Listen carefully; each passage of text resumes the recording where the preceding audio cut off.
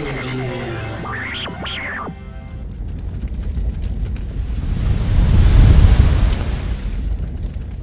All right, so I'm here with the developers of Far Cry 2 in Montreal, in Canada. So, guys, how did you make the decision to kind of set the new game in Africa? We actually spent a long time trying to think about where was the best place to set Far Cry 2.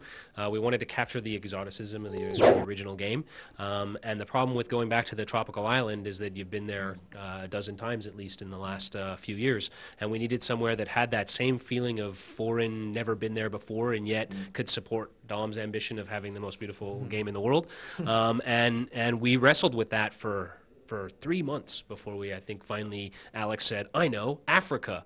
And just like that, everyone went, yeah, that's it. Not only was it a visual decision, but we also wanted to sort of have like a location that would support, like let's say, like credible storyline for Clint.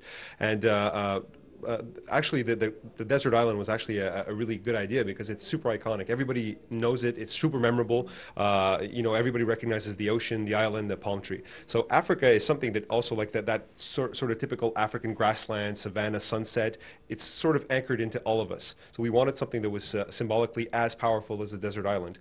LP and I went there. Yeah, we basically going there basically made the difference between having a game that feels like Africa to us Westerners and actually having a game that feels like Africa. You know, like before we went to Africa, everybody looked at it and said, "Oh, it's cool, but something's missing," but we didn't know what it was. But after we came back, what we added basically just made everybody go like, "Yes, that works." We were in certain spots because we went through a lot of different parks, different areas, and it's amazing in a 30-minute ride how diverse it is over there. It's completely different areas, and we were in some part, like, it didn't happen often, but it did happen a few times. We were like, this is exactly like our game.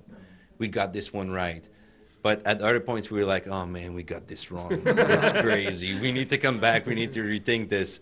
And basically just being there, you know, at 2 o'clock in the afternoon, it's so hot. You're just looking for shade. You become tired. You see this wall, this heat effect that's just like always in front of you. So you're in the middle of the savannah. You got kilometers of open land around you, and still you got that feeling of being kind of like claustrophobic almost because it's so hot. So we wanted to portray that in the game, and something that I know Clint wanted from the beginning was you know, really kind of like that dirty game, that dirty aspect, not technology. You know, wanted to go back to kind of like a more realistic game, and being there kind of like really proved that it was the right way to go. Well, I mean, initially when we started thinking of what we wanted to do technically with the game and talking with Clint and different people that were on the core team, we wanted to be able to have a very dynamic world. That was the key for us.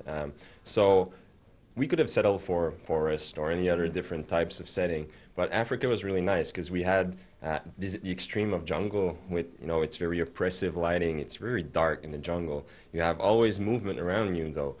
The wind ruffles every leaves around you. The light shifts all the time. And then you have, up to the other extreme, you have, you know, completely open savanna where you can see up to the horizon. You know, you can snipe a guy 700 meters away if you're good enough.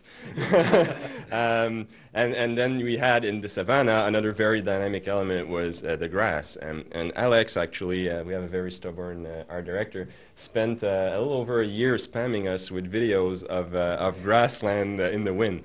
Initially, we just said he was crazy, and after a while, we thought he was serious about this. So Philip, our lead 3D guy, started coding some different prototypes, and eventually that evolved toward the kind of grass that we have today, up to the horizon. Basically, what we wanted was to simulate the wind in the environment. That was kind of the key. So through vegetation, through the grass, through the clouds, or procedural sky, and then that leads us to the fire also.